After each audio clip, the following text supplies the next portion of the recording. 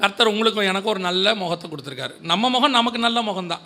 Daily கண்ணாடியில் பார்க்குறோம்ல, மற்றவன் நம்மளை என்ன வேணால் சொல்லிட்டு போட்டோம், அது ஒன்றும் பிரச்சனையே இல்லை. நம்ம முகம் நமக்கு நல்ல முகம். காலையில் எழுந்திரிச்சோம், பல்ல வளர்க்கணும், முகத்தை கழுவினோன்னு இப்படி பார்க்குறோம் கண்ணாடியில். ஒரு பவுடரும் போடலை, ஒன்றும் போடலை, முகம் நல்லா தான் இருக்குது. திடீர்னு வந்து சொல்லுவாங்க, கல்யாணம் இப்படியே முகத்தை வச்சுக்கிட்டு போய் நின்னா நல்லாவா இருக்கும், கொஞ்சம் மேக்கப் எல்லாம் போடுங்க.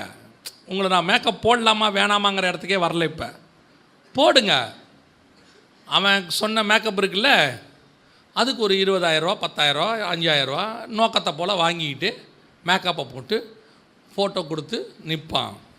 ஃபோட்டோ எடுத்தாச்சு, 3 மணி நேரம் முடிஞ்சாச்சு. வாழ்நாளெல்லாம் மேக்கப்போட வீட்டில் வாழ போறியா, இல்லை வாழ்நாளெல்லாம் இந்த ஒன்றுமில்லாமல் முகம் ஒன்று இருக்கு இதோட வாழ போகிறோமா?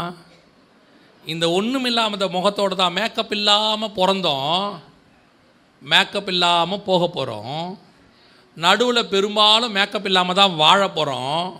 நடுவில் ஒரு 3 மணி நேரம் 2 மணி நேரம் நம்ம ஆசைக்கு போட்டுக்கிறோம். ஆனால் அது பர்மனெண்ட் இல்லை, அது ஒரு நாளும் நிலையாகி நிற்காது. அது ஏதோ சில மணி நேரம். ஆனால் நிரந்தரம் எது தெரியுமா? ஒன்றுமில்லாத இந்த முகம்தான். நீங்கள் பாருங்கள், ஆக்சுவலாக எவ்வளோ அழகாக இருக்குது பார்த்தீங்களா? முடியை எப்படி வெட்டியிருக்கோம் பார்த்தீங்களா?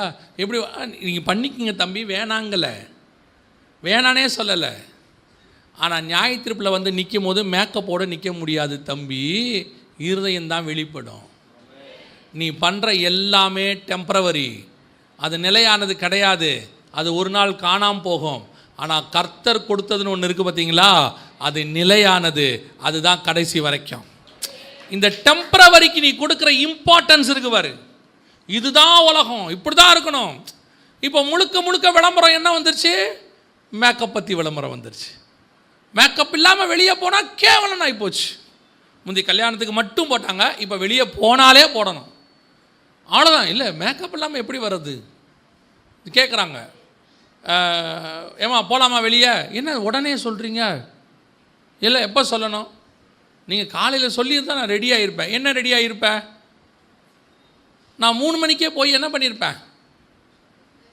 ஏம்மா நல்லா முகத்தை கழுவிட்டு பவுடர். அங்கே வரவங்கெல்லாம் எப்படி வராங்க, அவங்க வரும்போது நான் மட்டும் எப்படி போய் அங்கே நிற்கிறது? என்னை கேவலமாக நினைக்க மாட்டாங்களா? நினைக்க மாட்டாங்க. அப்படி கேவலமாக நினைக்கிறான்னா அது அவனுடைய பிரச்சனை, அது அவன் பிரச்சனை.